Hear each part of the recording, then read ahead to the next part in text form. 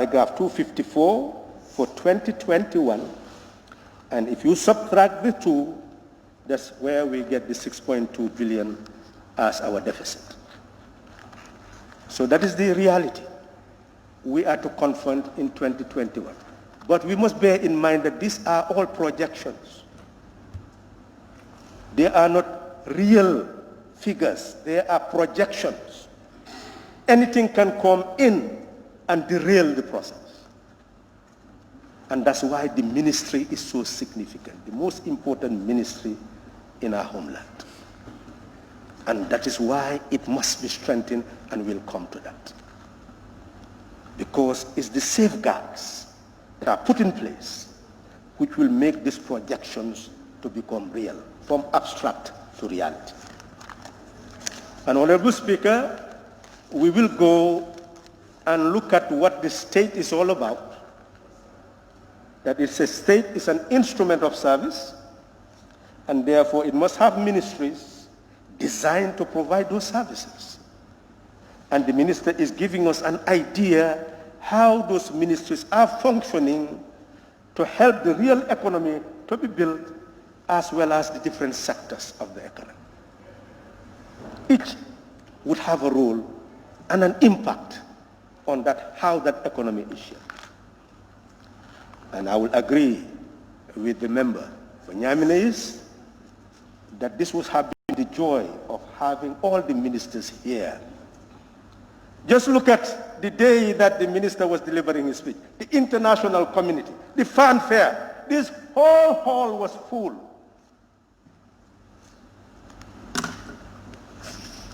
Just pomp and privilege is what many of us are interested in, not lives. Today this hall should have been full to listen to the response of the National Assembly members, because it's the duty of the National Assembly to scrutinize what the minister said. Well, it's left to people to decide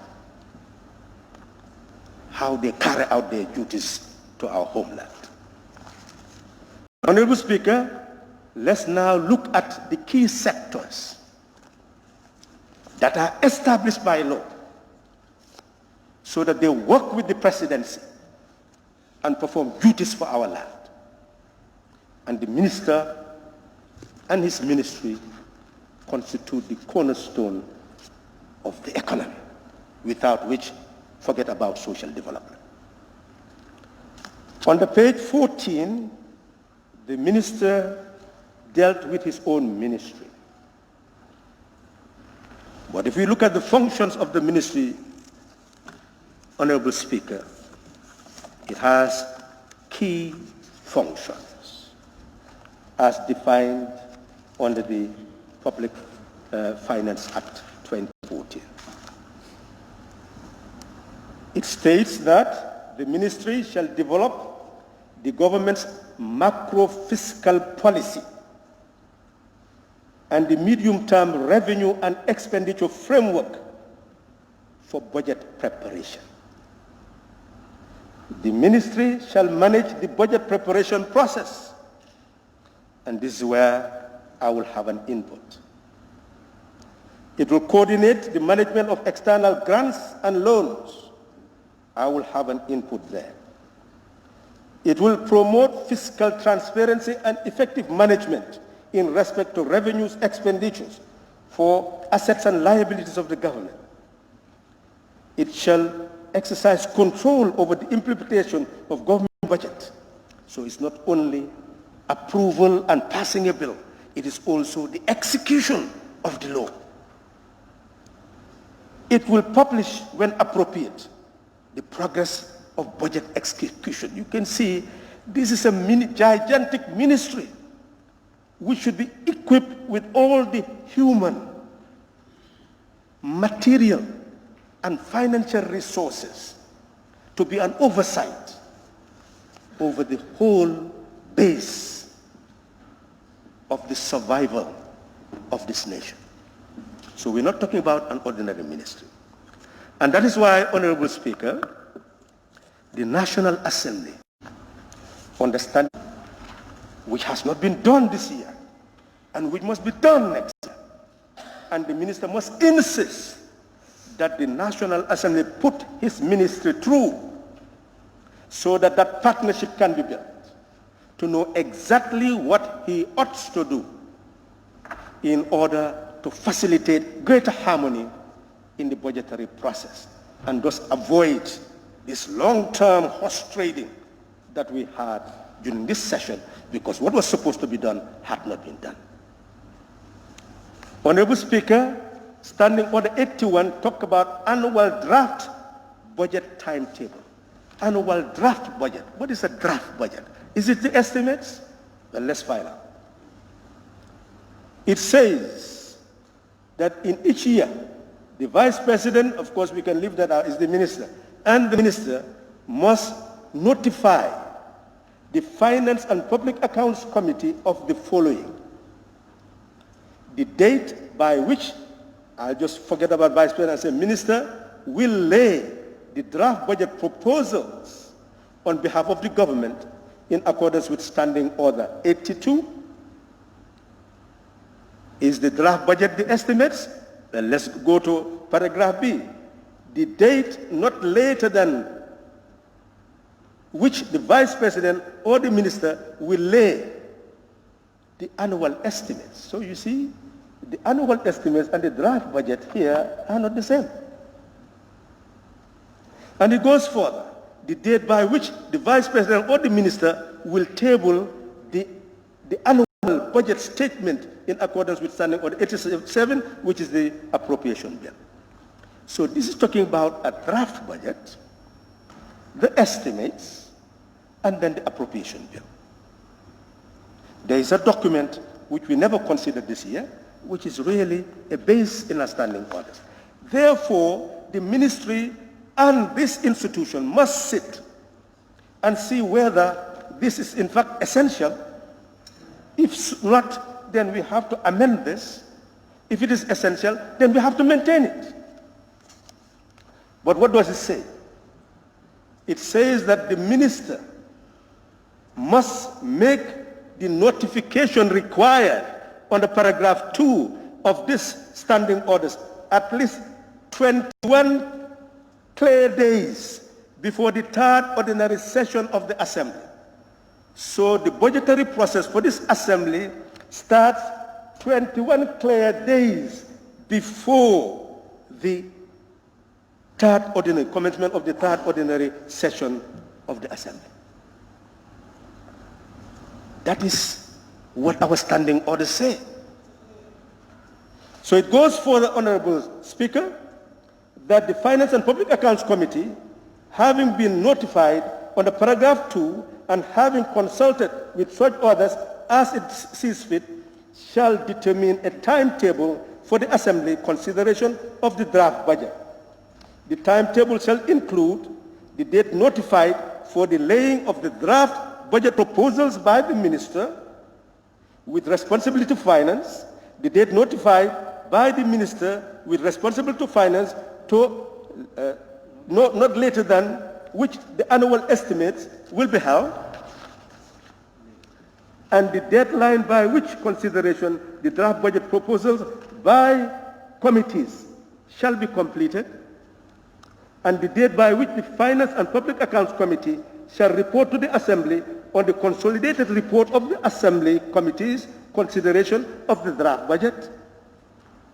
And then, once this timetable is clearly mapped out, the Finance and Public Accounts Committee shall notify the Assembly Business Committee on the timetable for the consideration of the budget.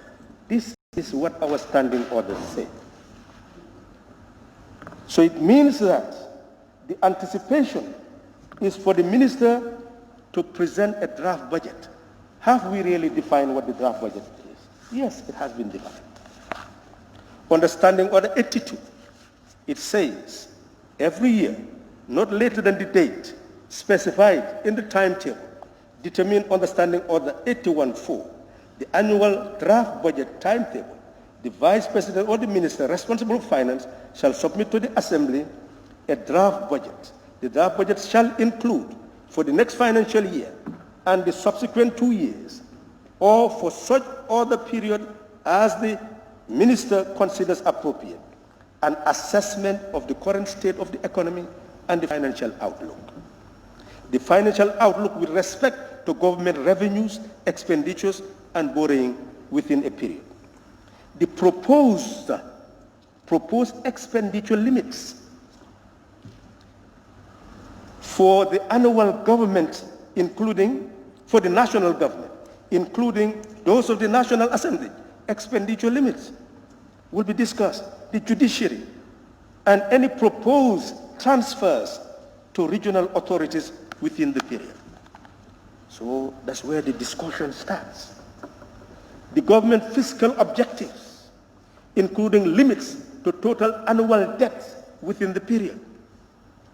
The total resources to be allocated to the individual ministers, including the sources of such resources, the outputs expected within the period, and the limits to the National Development Plan, and the links to the National Development Plan.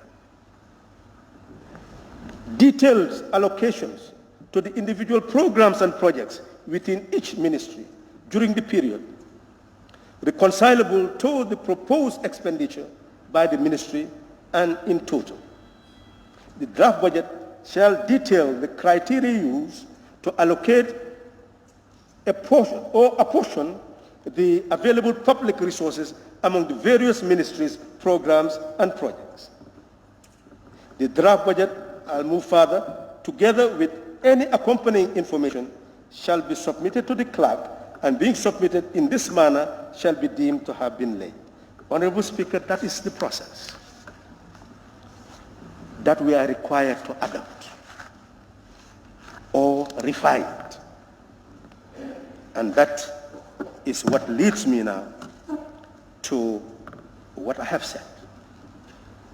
That since the minister is responsible for the preparation of the whole budgetary process, he must alert his mind to what is stipulated in the standing orders and coordinate with the office of the Speaker and the clerk so that we'll put that into fruition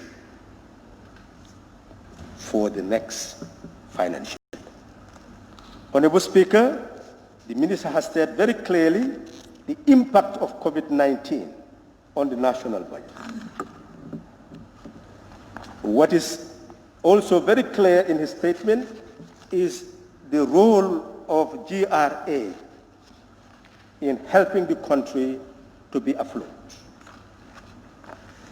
What is important is to see that that is about a tax-based revenue base.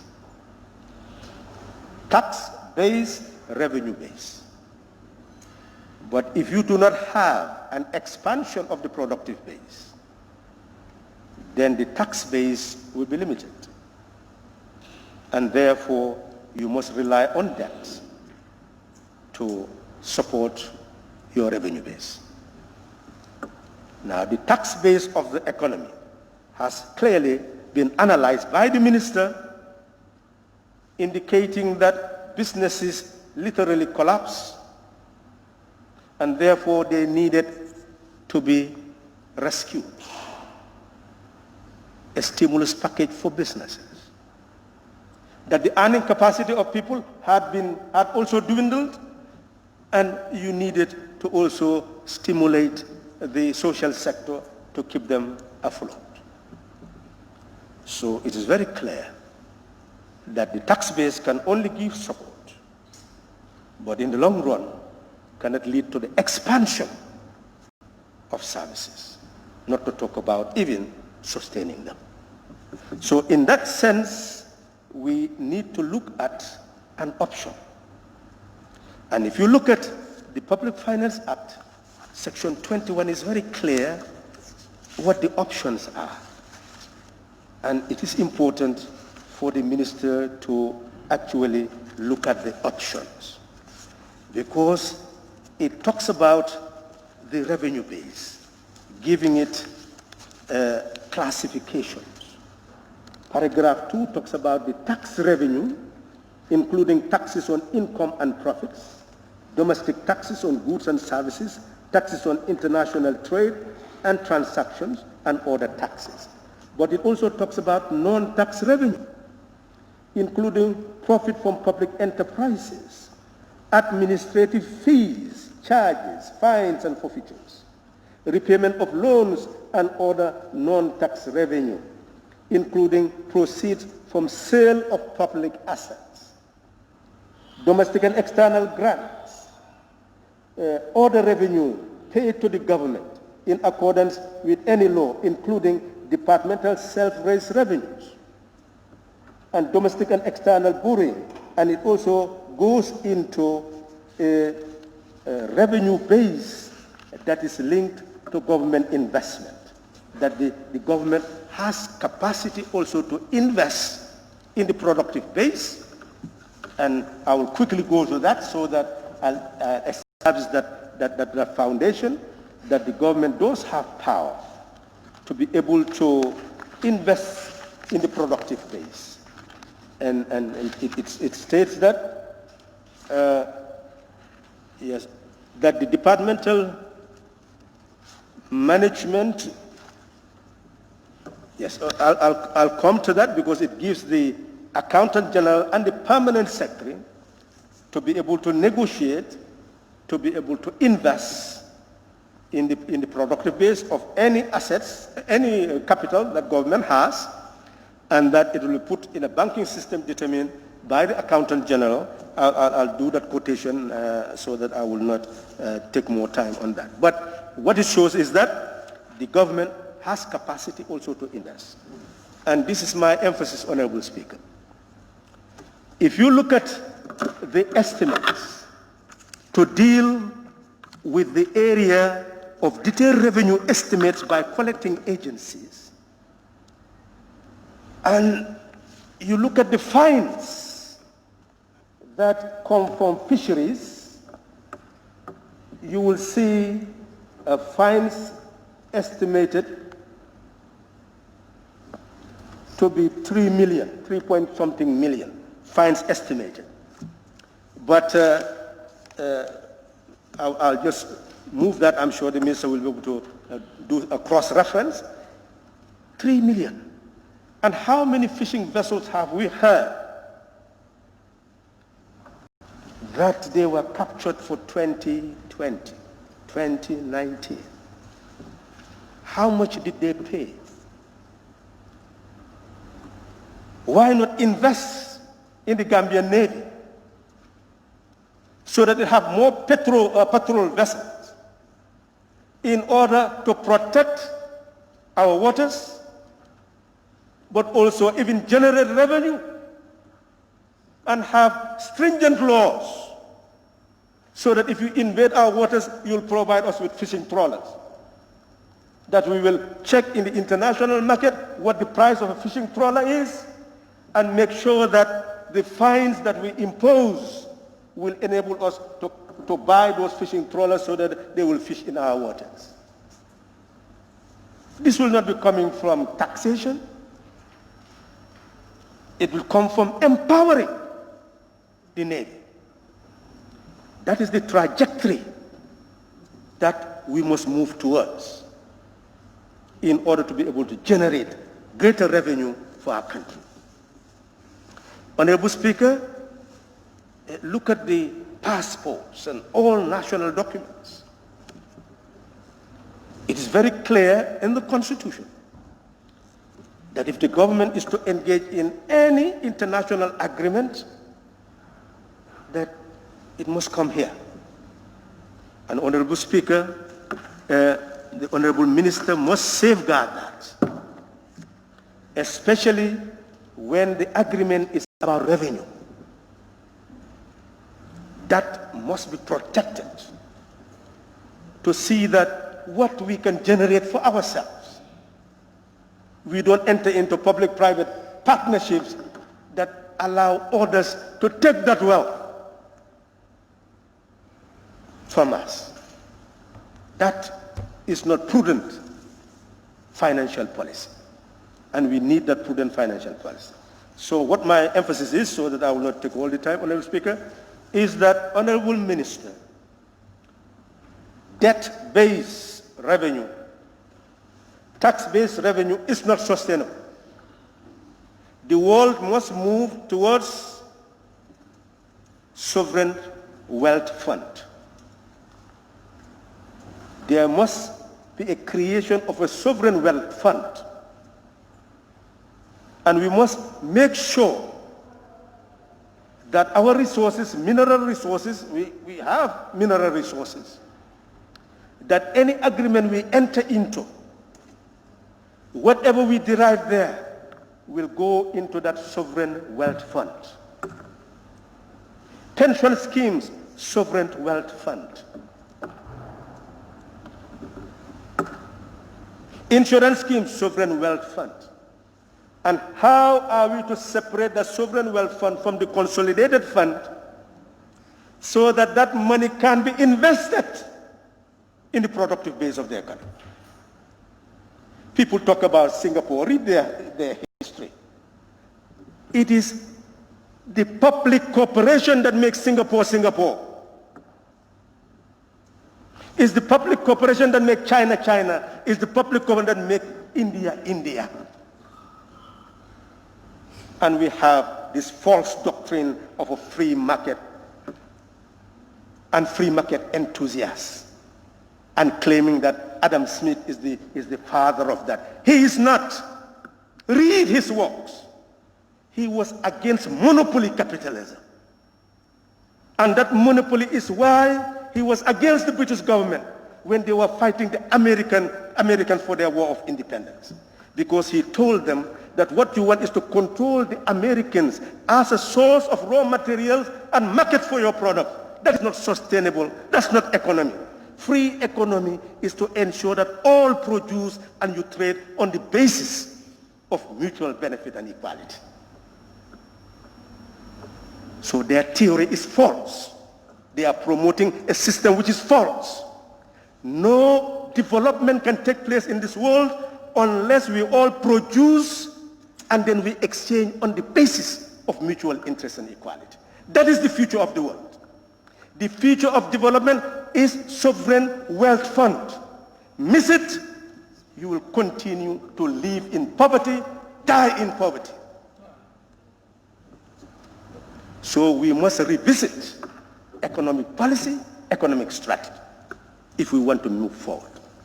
Honorable Speaker, therefore, my conclusion is that it is within the powers of the minister to control the finances of this country.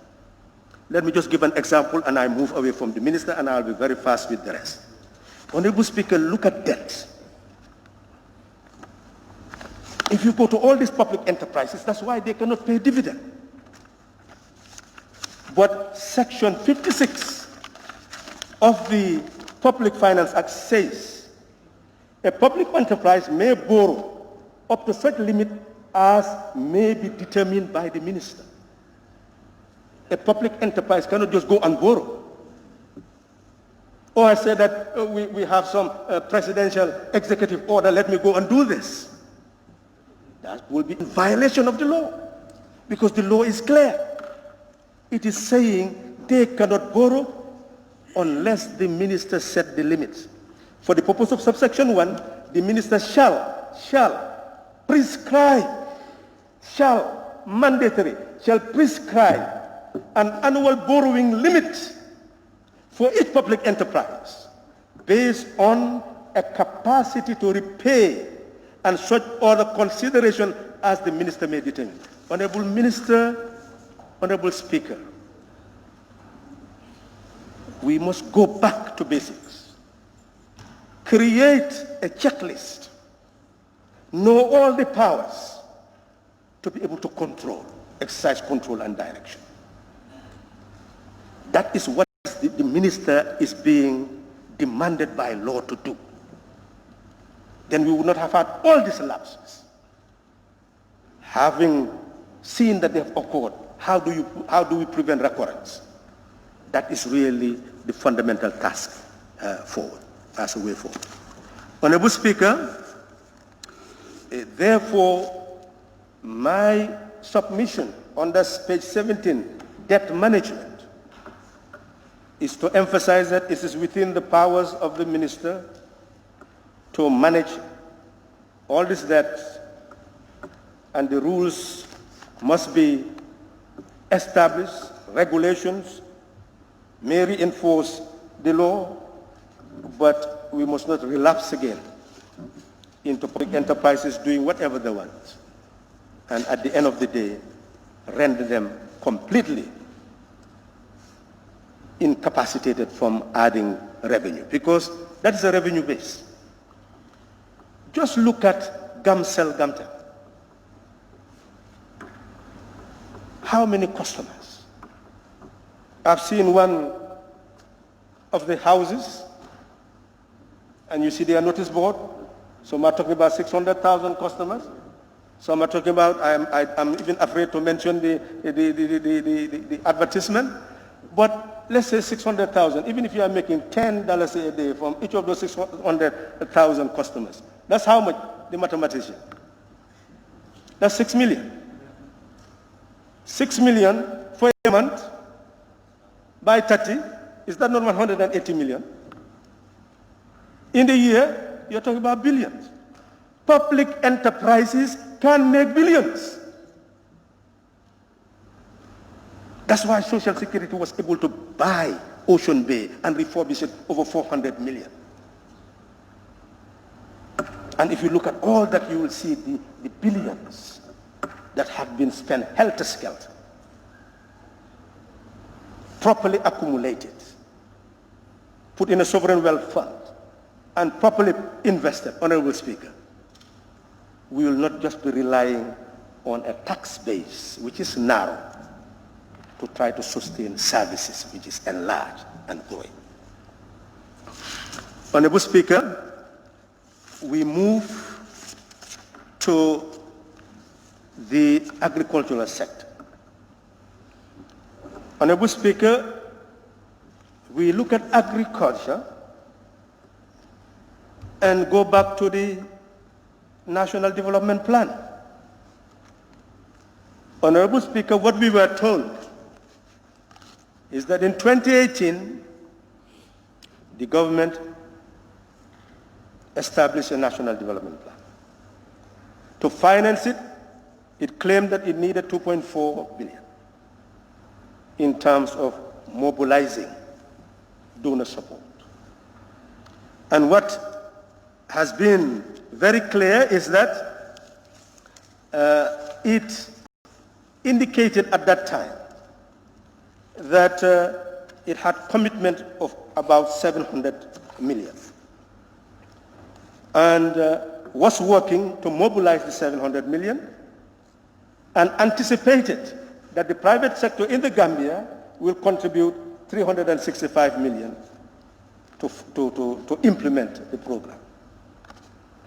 Honorable Speaker, the minister told us in the last budget speech, not in this one, and I hope you will tell us the details, how far we've gone, but that at that time he said the only sum that had been received was 183 million, and that constituted $1 million, that constituted 10% of what is anticipated.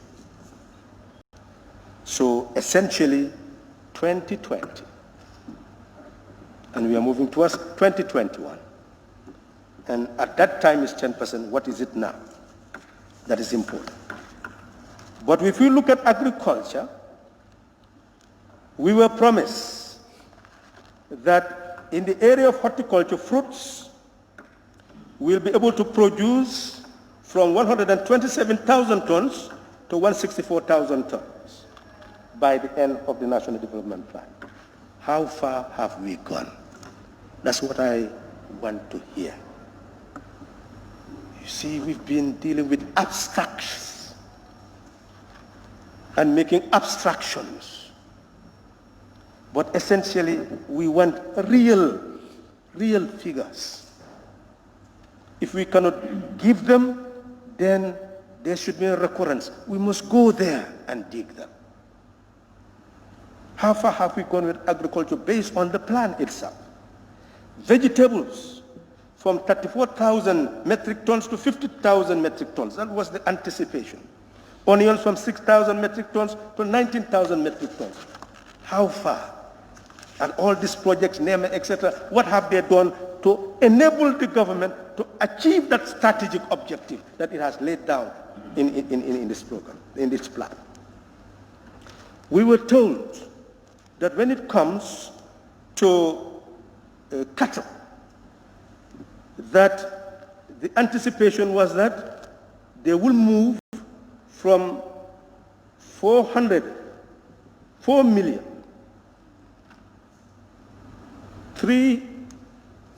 let's leave that one, that it goes to sheep, it will go to from 419,000 metric tons to 750,000 metric tons. That was the anticipation. Have we attained that? Goats, 986,000 metric tons to 1,600,000 metric tons. That was the anticipation. Pig meat, similar categorization. From 1,160,000 metric tons to 1,400,000 metric tons. We were told that the rice produce was 65,000 tons, and they were anticipating that they'll be able to produce 122,000 metric tons by the end of the period. Honorable Speaker, the same thing with poultry, that it was going to move from 1,282,000 metric tons to 2,350,000 metric tons. So it is milk to 25,882,000 metric tons to 28,470,000 tons. So it goes into fish, etc., eggs, etc. So, Honorable Speaker, what I'm simply saying is, when we have a report on agriculture, we need the statistics. How far have we gone to achieve the fundamental aims for which we set ourselves? I believe that is a better approach to helping us to understand whether we are making progress or not. But looking at this sector, Honorable Speaker, 4 billion spent on rice with a capacity to produce rice, 4 billion would have been in the Gambian economy. And all our people who are now in GTTI and all these places, what are they there for? To learn technical know-how. You train them, but you do not give them the means of production. How will they produce? And then we blame them that they are sitting down drinking a tire. Foreigners are here doing all the work. Where are the statistics? That shows you that foreigners are the ones doing all the work. What type of work? Who is giving them work? Is work available just like that? So essentially, without an organized system, people cannot be productive. They'll only try. So essentially, there could have been a linkage between those rice producers and those young people trained in all these areas so that they run their own milling machines, put them together if they wish, and then process what comes from our farm produce. They're capable of doing that. You will create a division of labor. More people will be employed. And those who are going to sell it, the market, those people could be well organized. We are talking about organized markets. Markets where you build the kiosk. If they need a refrigerator, you provide the refrigerator. Whatever they need to be able to link themselves to the productive base and sell. You provide them with that. A sovereign wealth fund should have been able to do that, to make our people productive.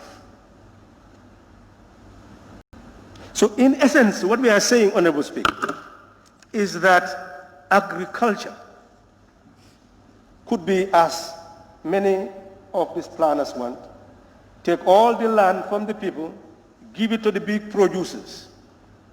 They'll establish their banana plantation, rice plantation, all plantations, and take our young people to go and work for them, take our women to work for them. And then they'll be exporting. And then you start giving the export figures, how many millions they are earning. But then you go and look at our people and find them in abject poverty. That is unacceptable, even though we have no power to prevent it. Only the people have the power to prevent that. But that is the trajectory of policy. Big producers for big producers. We are saying the people can become big producers for themselves. If you have a sovereign wealth fund that give them the fertilizing and farming implements, they can be big producers for themselves. And that is the future of Gambia and the future of Africa.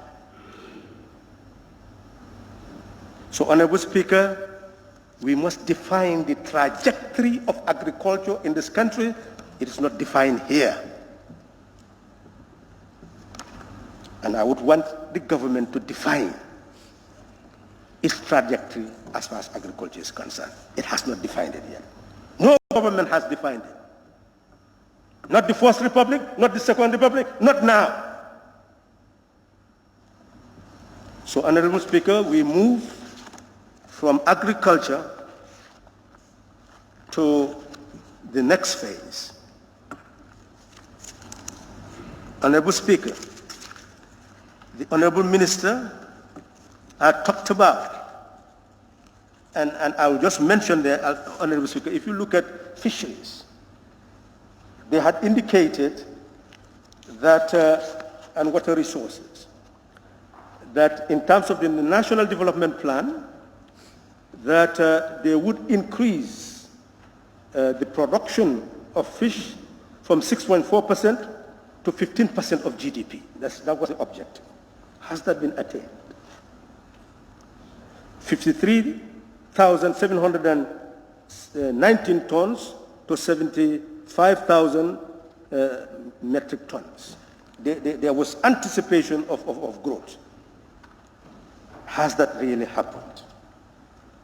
What we have is 38 European vessels given the authority to fish in Gambian waters, and now they are giving 500,000 euros, and we are told that government is utilizing that to have fishing boats and establishing fishing villages, fishing boats, and establishing fishing communities so that at least people will continue to produce and provide the country with fish. Honorable Speaker, the Minister should go and revisit that agreement and see the need to employ Gambians in those vessels. Since the agreement is already there, employ Gambians in those vessels. Train them by percentage. Ensure that we look at the possibility of landing the fish, at least a percentage, and process it so that we continue to export that. That is better than talking about receiving 500,000 euros per annum for 6 years, 3 million euros. So in essence, Honorable Speaker, we do not have any policy that is designed to empower our people.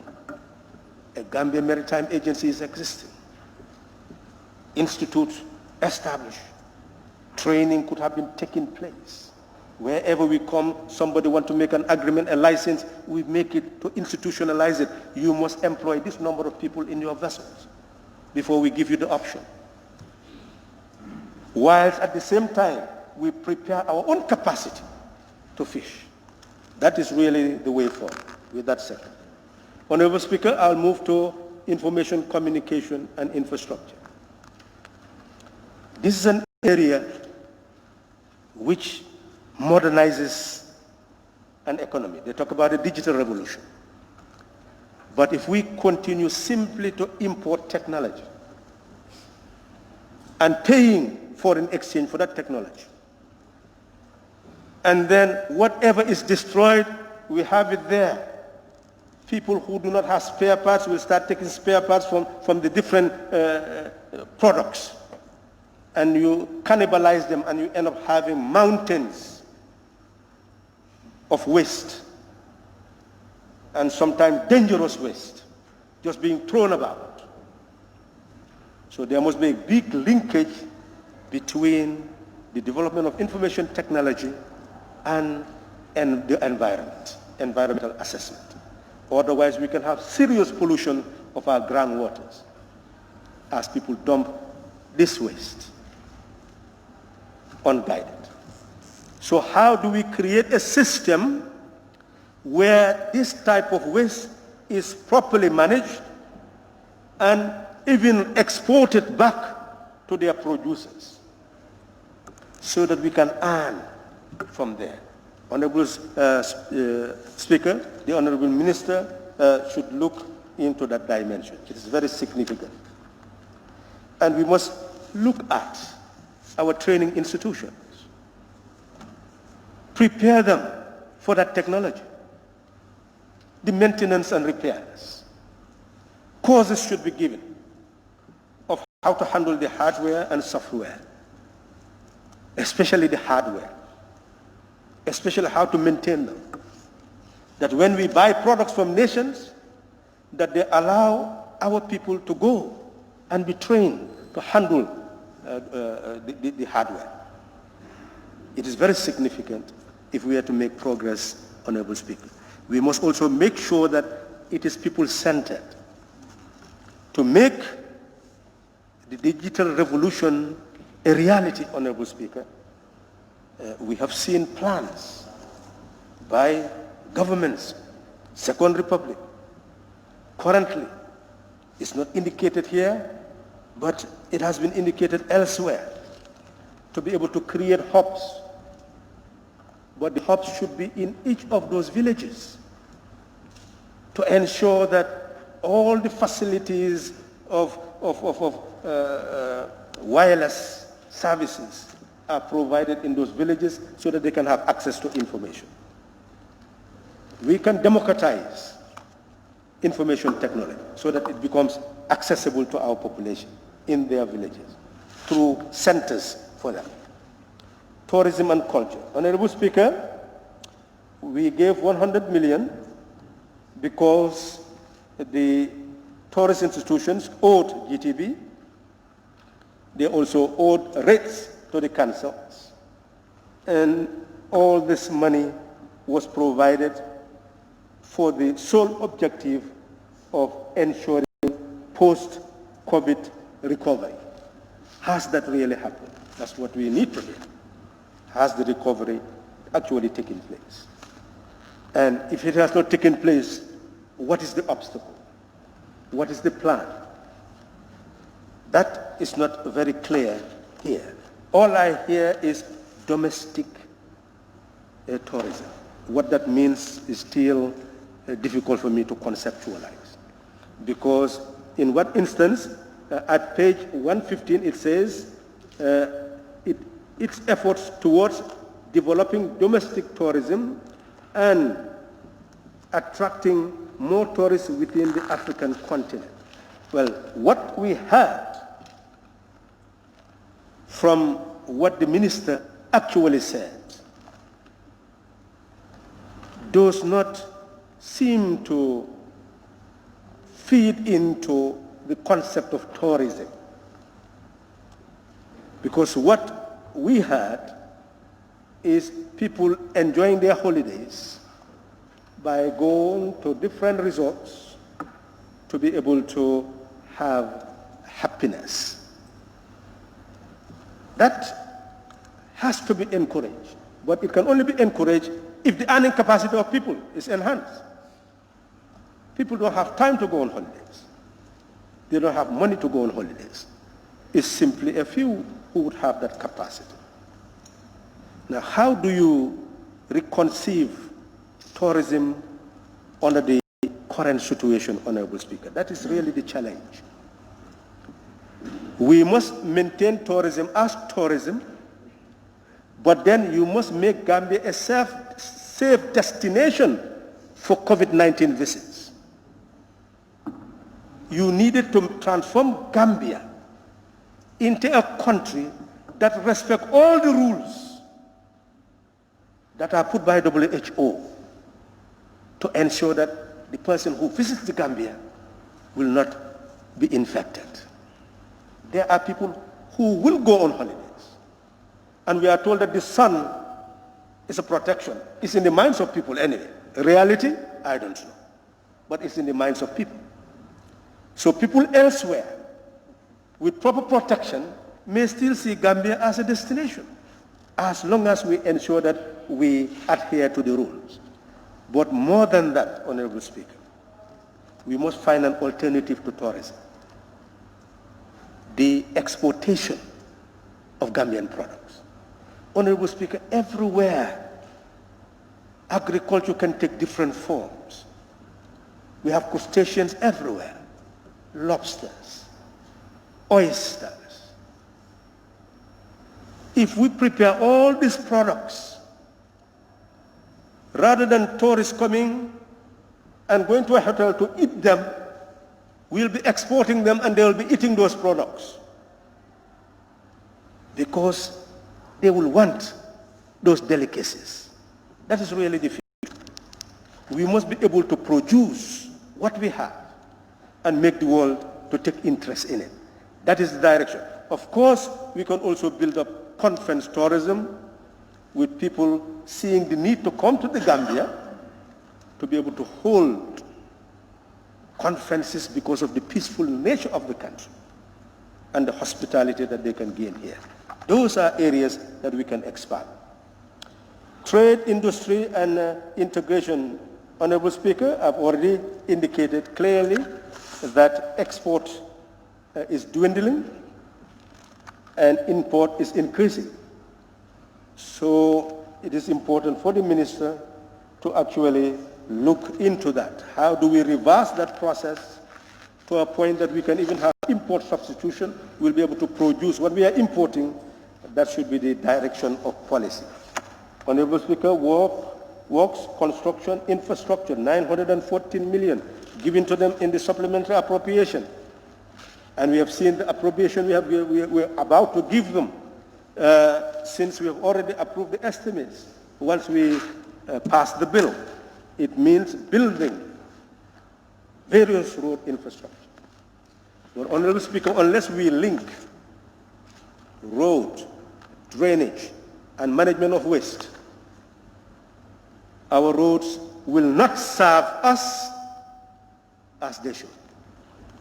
Honorable Speaker, every rainy season, you will see all the gutters clogged. It was very terrible environmentally to see young people getting into those drains and unclogging those drains and dump it on the road. You can see the environmental dangers that people were subjected to because of poor maintenance practices and lack of real strategy of linking waste, drainage, and roads. So if we're going to come up with something new, it should not just be for decoration. It should have all those facilities so that there will be longevity, that we don't go back to them. Honorable Speaker, if you go to most of the roads in Serakunda, let me speak about that.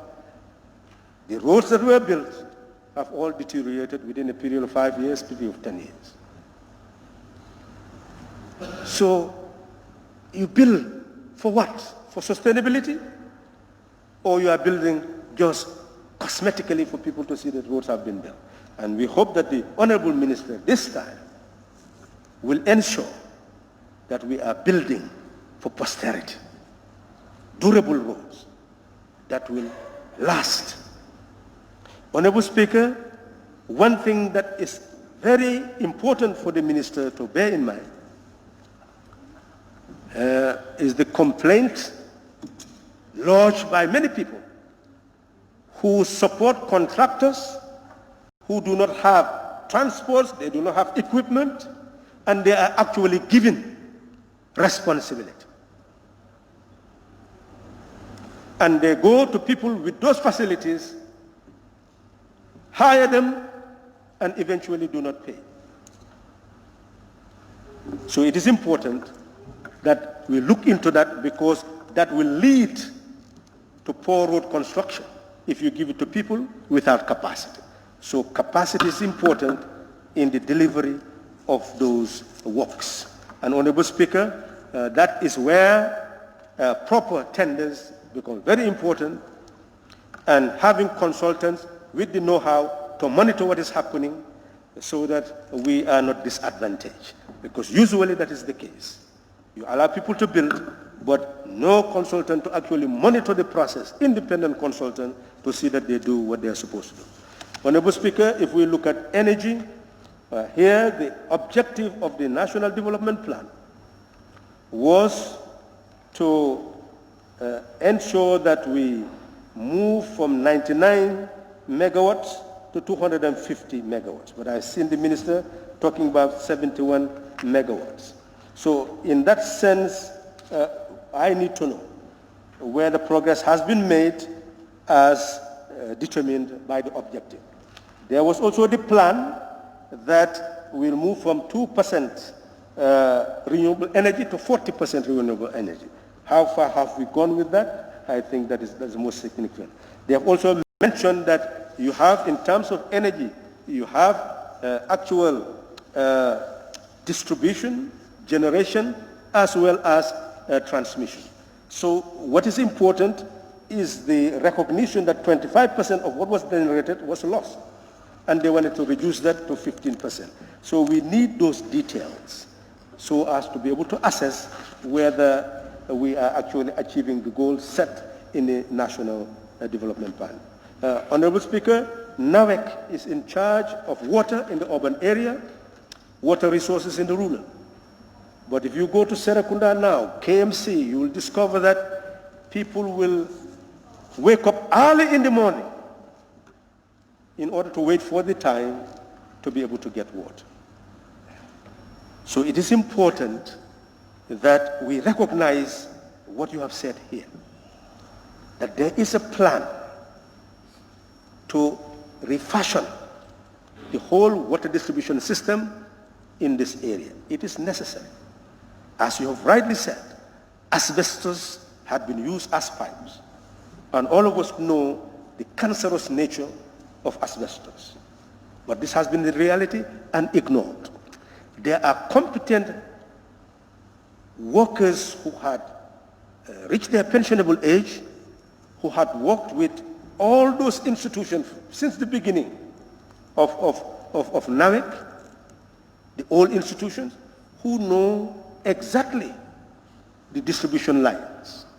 So the administration, NAWEC administration, should not hesitate to invite those people so that they can have at least institutional memory narrated to them in performing these duties. But this is a welcome gesture that the people in the urban area are really suffering in terms of distribution of water, and to provide the facility is absolutely essential under the circumstances. We'll be monitoring that exercise. I'll move very fast with the social sector. We have seen with education, we are told last year that those in the basic school, close to 400,000, in the upper basic school, almost 100,000, in the senior secondary schools, almost 70,000. So we are talking about over 500,000 young people in our school system. 12 years, they are out looking for work. So we're not talking about an ordinary process. Honorable Speaker, they've been out of school. They've not taken their exams. Now they're supposed to go back to school. How do we have safe return to school? That is really the objective. Because what I've seen, even the school right here, I don't want to mention the name, you will see no social distance or safe distancing. You will see no masks being worn. So what is the policy? How do we ensure that the World Health guidelines are actually respected in our school system? Or are we just dumping the children there? And if they get ill, what happens? So essentially then, the opening of schools must be linked to a policy of ensuring that the children are safe. But fundamentally, Honorable Speaker, the school system itself needs to be looked at. What are we preparing the children for? How do they link themselves eventually to production? Is it just educating in grade 12 and they go out? Or are we preparing something for them? That is absent in the process, because curriculum must be determined by division of labor and what you're preparing the child for in the future, not education for its sake. Under the current circumstances, that's what it is. Honorable Speaker, moving to higher education, yes, the University of the Gambia is the key instrument that will facilitate the development of human power, human resources for the nation. It is important that the standards that we are preparing for private universities are first assimilated into the University of the Gambia. And I hope the minister will be able to convey that to the minister who stood here before the eyes of the whole world, that if he's not allowed to do what is right, he is ready to go away. That is dignity. That's what is required in all our institutions. People who are ready to defend principles. So it is important to convey that I would like to see exactly the roadmap of building the University of the Gambia into a corpus where it will be the depository of knowledge that is relevant for human society. The trajectory that I'm seeing is talking about technology and science and mathematics, and you want to transform a whole nation into mathematicians and people who talk about technology and science. University is a corpus, natural and social science. Today, if we did not sit here to talk about an economy, how can we talk about a school? How can we talk about a hospital? And the world is making Africa to become blind in mind. To be blind in sight, that's an accident of nature. But blind in mind is really not an accident. It's a determined policy by a government or ignorance of a person. So it is important that we move in that direction. What education policy? What type of university? Unless that is clear to us, then one cannot really assess whether we are moving in the right direction. And that is very important. Health and social welfare. Honorable Minister, page 36, I think those who type your, Honorable Speaker, I think those who type the presentation of the minister must have been living in the past, because they talk about health and social welfare. I think that was the reality before. But now social welfare is no longer under health. It's under women affairs.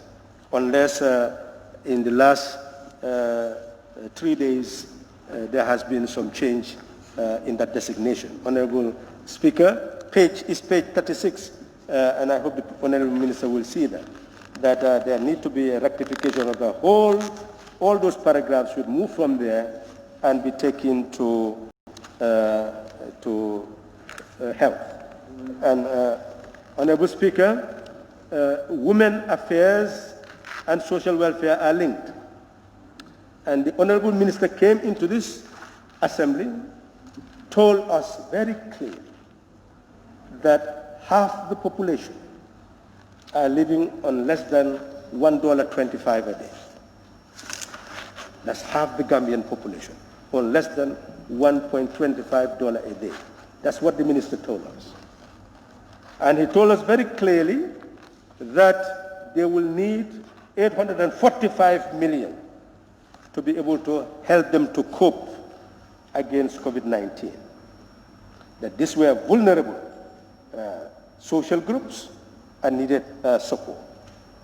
They also told us that $337 million will be needed afterwards, where the government was ready to provide $224 million so that they will not only have rice, sugar, and oil, but they will also have condiments that will lead to a balanced diet.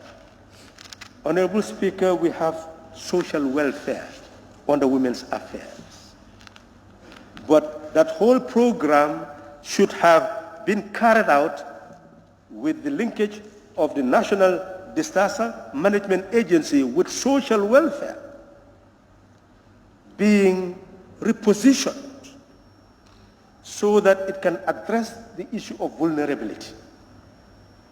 In that sense, the institution will develop capacity to be able to address those people who are living with different physical features, as well as people who are living in poverty.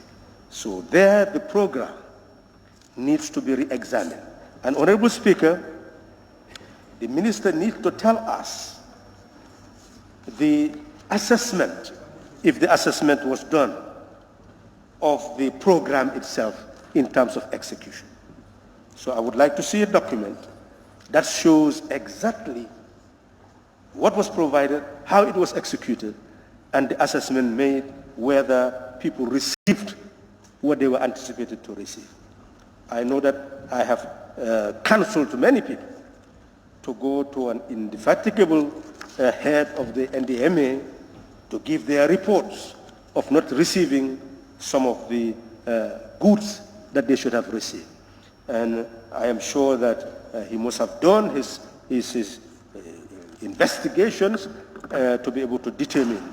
But I would say that it is important that the minister gets, since he provided the money, he gets a report, which is an assessment of the execution of the program, so that that assessment will be laid before this National Assembly for further discussion.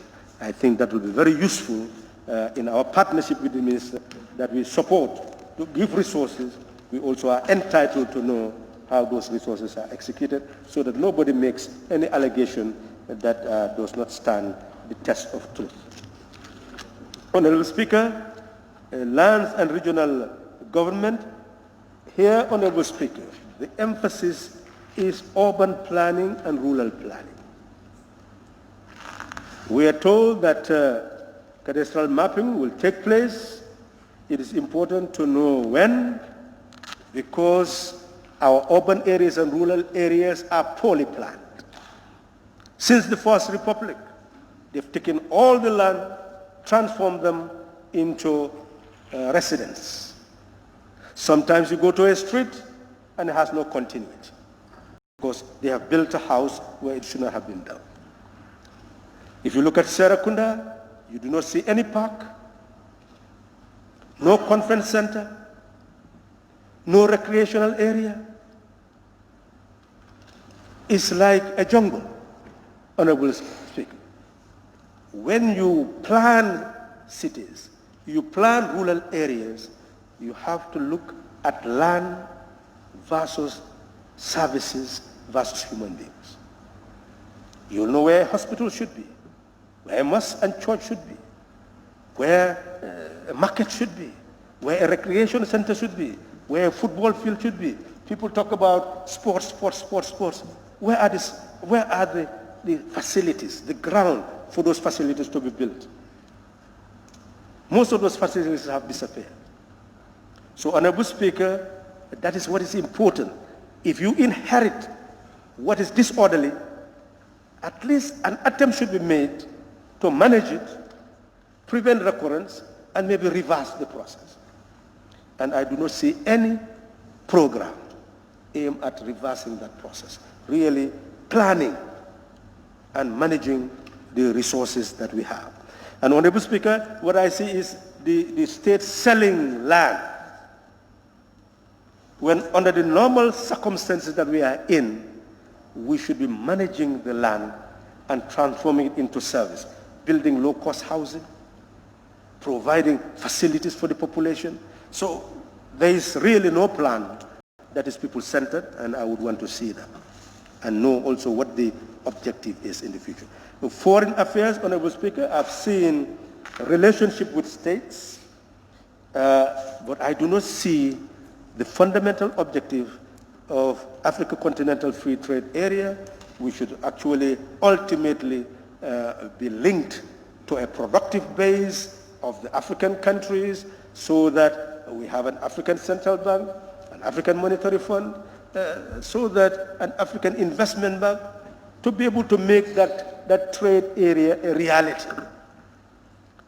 And foreign affairs must be at the forefront of such negotiations and the ministry so that we move towards that integration of the African continent in order to free ourselves from poverty. Honorable Speaker, if I look at the cooking utensils that we are using in most of our homes, and you see the potential that Ghana has in producing those cooking utensils, you wonder what has happened to Africa. So in reality, we have capacity to get big financial institutions, those who have the financial wherewithal, to come together and build a mighty African private sector that can invest in oil exploration. This should be the future. They have the finances. Let them put it together and save Africa. Contribute to Africa's development. All these mighty ICT companies, all these companies could come together to be able to invest in what produces, to produce. So, Honorable Speaker, that is the direction that we should actually take. Honorable Speaker, in terms of the health sector, we have seen the need to look at rural, urban communities' access to health facilities. There is no doubt that all these epidemiological units can actually indicate what type of illnesses are common in most of these places, provide we buy the drugs that are necessary and make them available, but also accessible and affordable. That is the issue. I'm not sure whether the minister is aware, but the amount of money people spend on drugs is prohibitive to health. They cannot afford it. $500, $1,000 just to buy drugs for treatment of basic illnesses, common illnesses. Honorable Speaker, that is not affordable. So therefore, it is important that we look at the health system and make it people-centered. That is absolutely essential. Otherwise, the suffering is going to increase. I will come to conclusion, Honorable Speaker, by looking at the conclusion made by the minister, that in the medium term, as far as he sees the trend, the country must rationalize and look at what it should spend money on. He had looked at the subvented agencies and see that a lot of money is being spent, over 2 billion, 2.5 billion in fact, but cannot really rationalize what they are doing, because the money should not just be spent to maintain recurrent costs of salaries and allowances. It must be to carry out concrete functions. So in that regard, there is need to look at all those enterprises again, all those institutions, and determine how we can ensure that they are fit for purpose. But more than that, Honorable Speaker, the Honorable Minister had introduced and laid the Accountant General report, and the Auditor General report, and I will conclude with that note. That section 160, subsection 1C of the Constitution says the Auditor General shall, at least once in a year, audit and report on the public accounts of the Gambia, the accounts of all offices and authorities of the government of the Gambia, the accounts of the courts, the accounts of the National Assembly, and the accounts of all public enterprises. Honorable Speaker, this helps the minister, if it is implemented, to ensure that there is no backlog. This Assembly has a committee which gave a deadline of 31st August 2020 to put an end to that backlog. These sessions that we've been having and the bills prevented proper scrutiny to be done. But in January, we'll be pursuing them to determine whether the backlog has been put to an end and put behind us. It is important for the minister to cooperate with this assembly through the Auditor General's office to ensure that those audited accounts are properly done and submitted to the Auditor General, because all the external auditors are under the direction and control of the Auditor General. None of them should exist without his authorization. So in that regard, that power under the Audit Office Act must be maintained and ensure that all these enterprises are properly audited and that he submits this account to the National Assembly. That is essential for us to make a blueprint right now so that we put the issue of lack of scrutiny of public accounts to the past. Honorable Speaker, I have spoken for long, and I'm sure members will endure, because if someone is speaking almost for the last time, I think members will give me the privilege of speaking longer than everybody else. On that note, we have a future to build, and the minister has rightly said it. Each of us has a contract with destiny. We either fulfill that contract or we betray the contract. But none of us will live forever. And I hope none of us will want to be in a mausoleum celebrated by people whilst our people continue to be born in poverty, grow in poverty, age in poverty, and die in poverty. That is a curse. Thank you. Thank you, Honorable Member for Serakunda. I will now call Honorable Member for Janjambure.